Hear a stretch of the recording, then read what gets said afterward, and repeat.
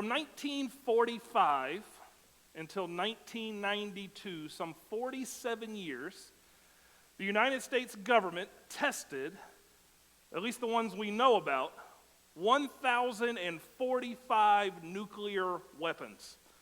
A little something like this. That's right.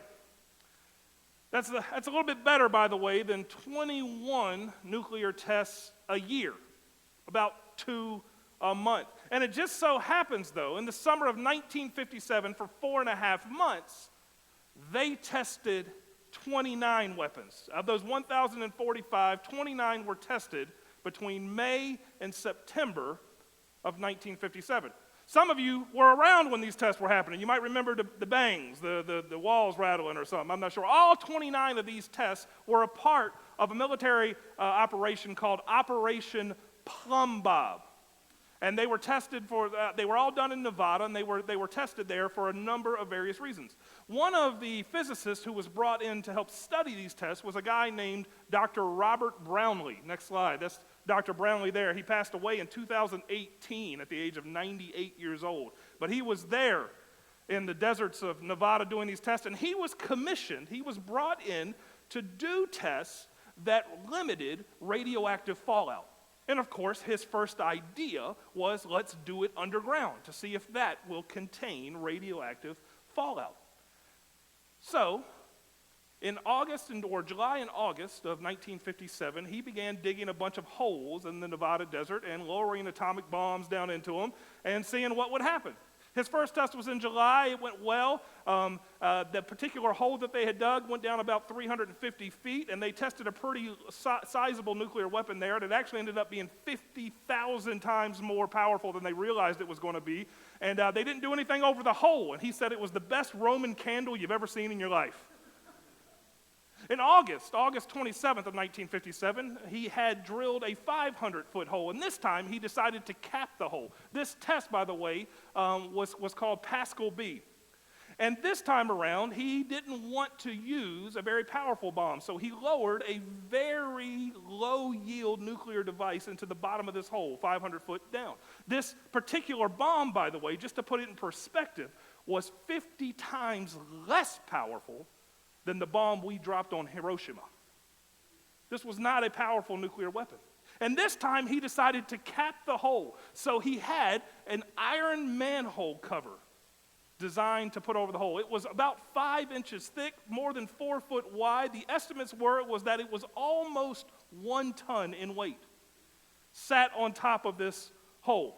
Now, Dr. Brownlee had done the calculations, and he knew this thing was probably still going to get ejected. But they went ahead with the test anyway, and because he knew this, he decided to put a high-speed camera aimed right at the manhole cover just to see what would happen. They detonated the bomb, and to his absolute expectation, this manhole cover got launched. When they went back and looked at the high-speed camera, what they discovered, based on the frame rate and how fast this cover left the view of the camera, this thing took off at 150,000 miles per hour. That is, by the way, better than 41 miles per second. And to put that in perspective, Lake Anna, the southern shore of it, is 41 miles from us. The town of Waverly, Virginia, down 460, is 41 miles from us. 1 second. They never found that manhole cover, by the way.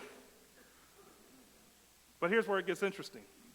Dr. Brownlee and a number of physicists who were there expect that at that speed, it disintegrated in the atmosphere as it climbed.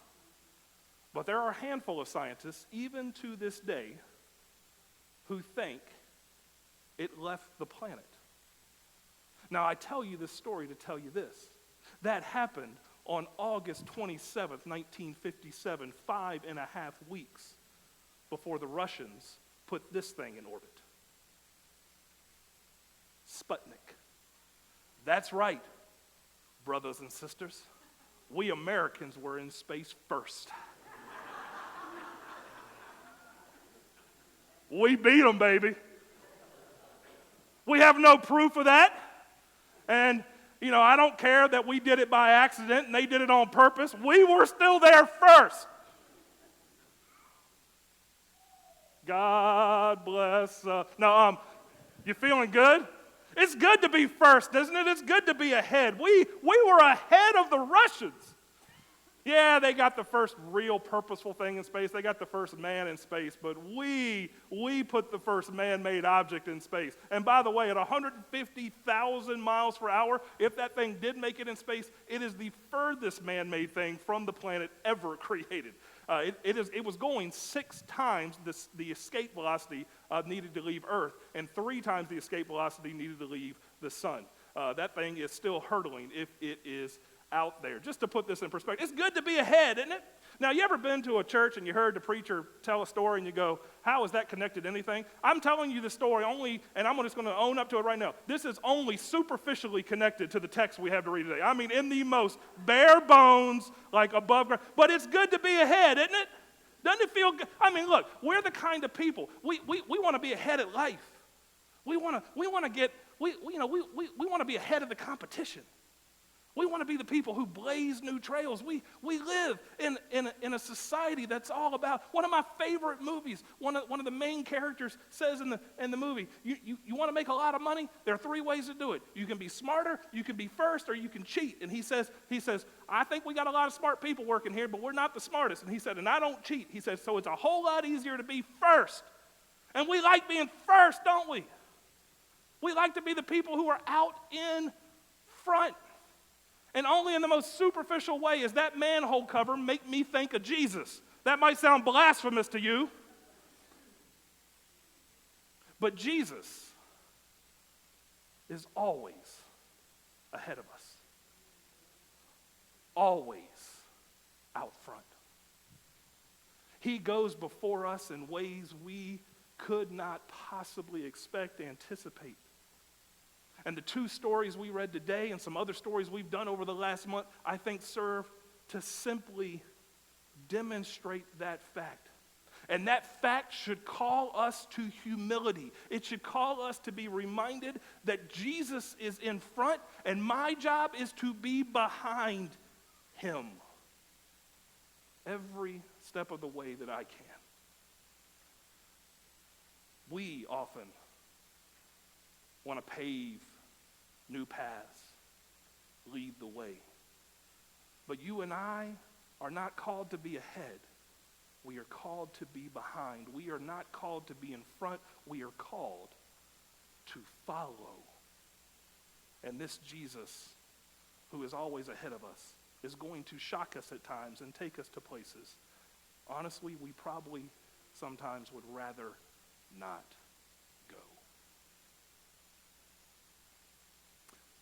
My brother Steve referenced Billy Graham, and what a cool, how many lives did that man touch? Preached to more people in history, preached to more people than any other person in history.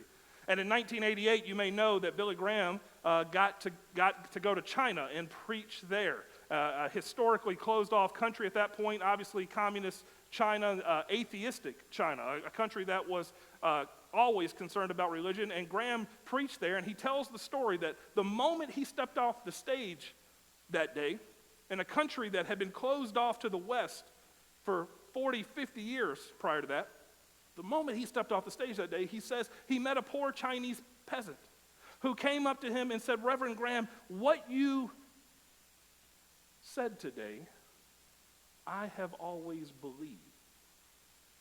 I just never had a name to go with it, the name of Jesus. There, even there in a place that no one could possibly imagine the Lord moving, Jesus was ahead, out in front, paving paths and leading the way. The story that we read today of Jesus is precisely that. From Mark chapter 2 and Mark chapter 3, we get this story of Jesus on the Sabbath day. And the story is clearly, in fact, most of chapter 2 and this little bit of chapter 3 are to paint the picture of what the Pharisees thought about the Sabbath and how Jesus approached it. And as you likely know, or if you've never heard this before, the Pharisees were a group of people who had come out of the exile 600 years earlier and who believed that their job were to hold the people to the most upright, God-loving morality they possibly could. Their job was to help people follow God's law and God's will to the letter. They believed that their job was to set apart God's people so that what had happened 600 years earlier in the destruction of their nation would not happen again. And so they preached openly and honestly and clearly about all of these things the people needed to do to please God. They would come down to us as being legalists, people who followed every little jot and tittle. And to some degree, they did. And they did because earnestly and truly, they believed that's what it meant to be faithful. Frankly, brothers and sisters, we're not so different. 600 and a few years before the Pharisees and before Jesus, this particular, next slide if you will, Miss Lily. This particular teaching came from a guy named Jeremiah. He was a prophet of God who prophesied up to and right after the destruction of the nation of Judah, 600 years before Jesus again. And he said to the people, "But if you do not listen to me to keep the Sabbath day holy and to carry in no burden through the gates of Jerusalem on the Sabbath day, then I will kindle a fire in its gates. It shall devour the palaces of Jerusalem and shall never be quenched." Jeremiah tells the people 600 years earlier, on the eve of their destruction, that if you do not start honoring the Sabbath and lifting not a finger, bearing no burden on that day, then God is going to bring about destruction upon you. Now, that destruction comes in the year 587. So what do you think the inheritors of this teaching thought? Do you think that they thought that their forefathers had followed Jeremiah's commands? No. No. The Pharisees taught that this was part of the reason God destroyed us. And if God were willing to tear down everything all the way down to the foundations, don't you think it would be right of us to do it right this time? I mean, do we want this to happen again? And so the Pharisees came up with all kinds of crazy rules for the Sabbath day. We look at them now and think that they're crazy. Actually, as a fat man, I kind of like some of them because they were all about not working. Don't do nothing. One day a week. The Pharisees developed all of these regulations and rules around the Sabbath to preserve faithfulness. They wanted God's people to never have that happen to them again. And then, here comes this Jesus. The story we just read says that he's walking through the fields on a Sabbath. By the way, walking a certain distance, maybe Jesus hadn't hit that mark yet, but walking a certain distance was one of the no-nos on the Sabbath. Not only that, you ate whatever food you had on the Sabbath. You didn't harvest any new food. But here he is with his disciples walking through this barley field, and what are the disciples doing? Popping off heads of grain. Our text doesn't say anything about them eating them, but in the story about this in the Gospel of Matthew, we learn that they're popping the heads of grain and just kind of munching on it. You know, kind of the old farmer with the piece of straw in his mouth sort of thing. They're just munching on, their little grab bag of goodies there, their trail mix, as it were, right? And the Pharisees get irate over this. And so Jesus corrects them.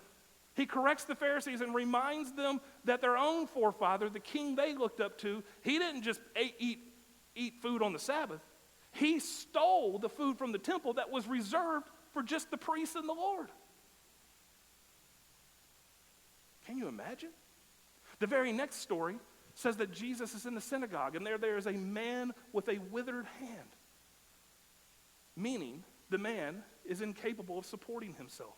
There is no chance at livelihood. Because here's what's fascinating.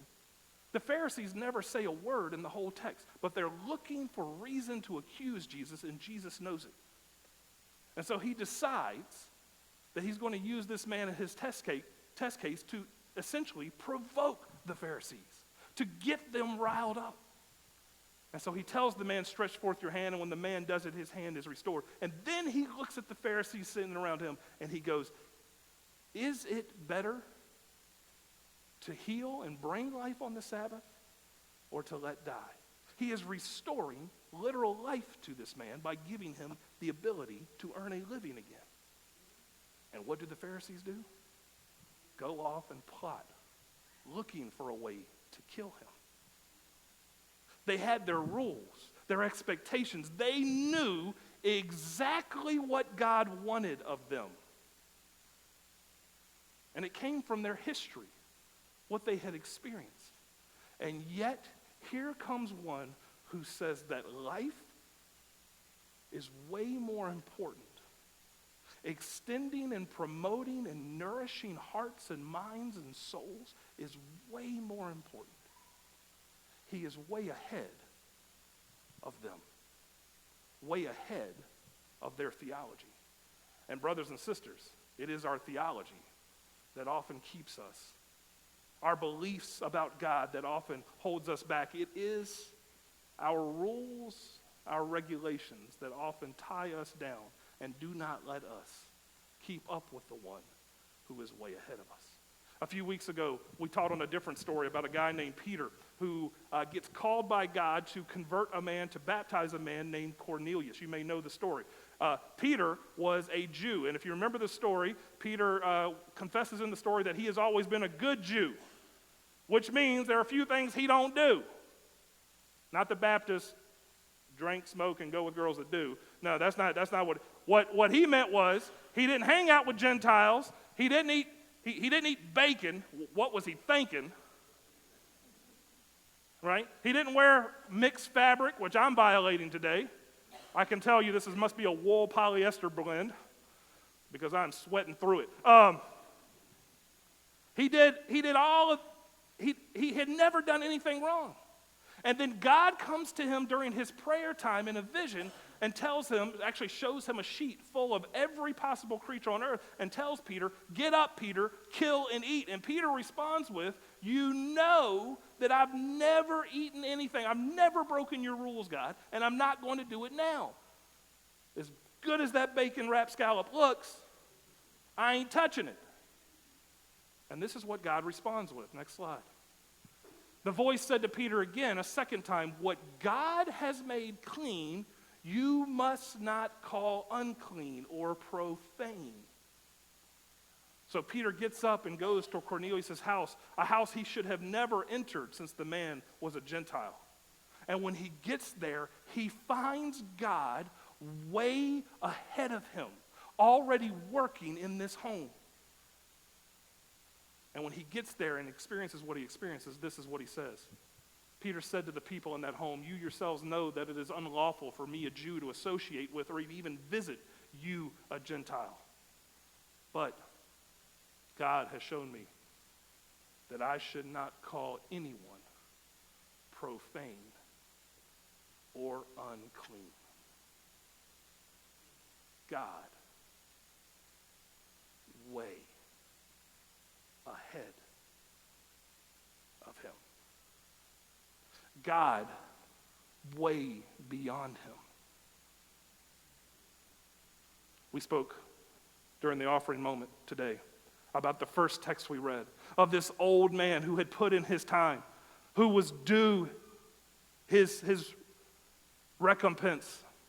He was the one who had been faithful. His sons, not so much. You can read the story in 1 Samuel 1, 2, and 3, but Eli had done what he was supposed to do. He had worked hard and faithful, and then God calls from underneath him, after his health and eyes are failing, the text says, this little homeless boy who had been given up by his parents, committed to the Lord, sure, but not taken in. This is the kid. God stepped over Eli to get to this boy? Certainly. After all my years of faithfulness. You know, I gotta just confess here, brothers and sisters. For a good bit of my life, I identify with Samuel. But the gray hair and the disappearing act here reminds me that I have more in common with Eli than I do with Samuel. God steps over Eli and calls this young man. And as I mentioned earlier, we just saw 5 amazing young women whose life and hard work is opening doors and paths. And I ask you, are we the kind of people who might be willing to recognize that God might be at work there? And maybe we need to just say, go and listen to him and say, speak, Lord, your servant is listening. Is it time for us maybe to step out of the way and allow such people to move us and our community and our society forward? God, way ahead of that priest, way ahead of the one who we would generally think has the connection. You see, this is what the gospel does. This is what Jesus does. And I could show you story after story through the scriptures of this. But it's not just in the scriptures, is it? We experience this in our world too. Back in the 1950s and 60s, those of you who lived through it know that it was a tumultuous time, particularly the 60s. I often mention to folks when they talk about how bad the world is today, I often mention that if our country can get through the Chicago riots, if it can get through Vietnam, if it can get through the upheaval that was caused and the violence of that time, I believe that we as a nation, we as a community can get through just about anything.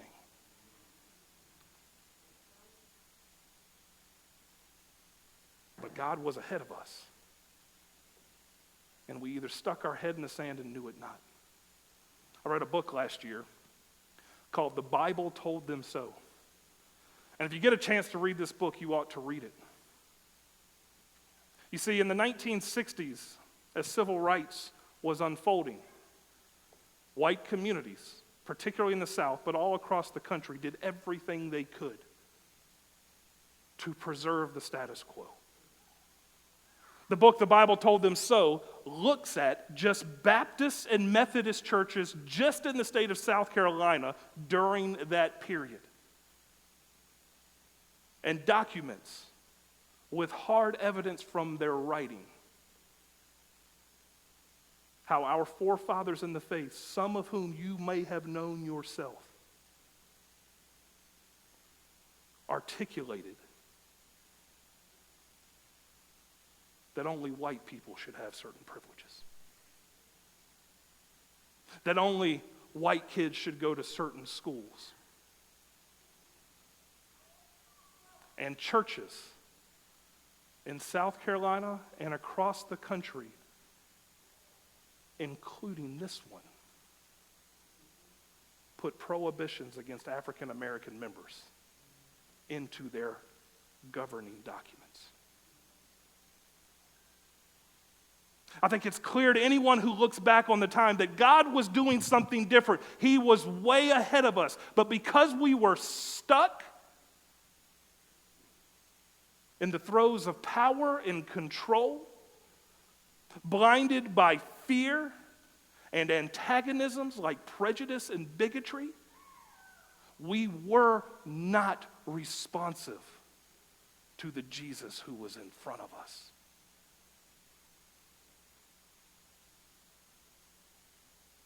This is the problem when we, as people,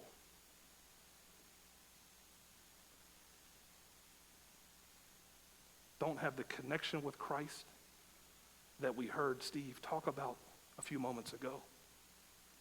This is the problem when we hold to our rules and our regulations and fail to recognize that even when the 10 Commandments says remember the Sabbath and keep it holy, there is one who is ahead of even that.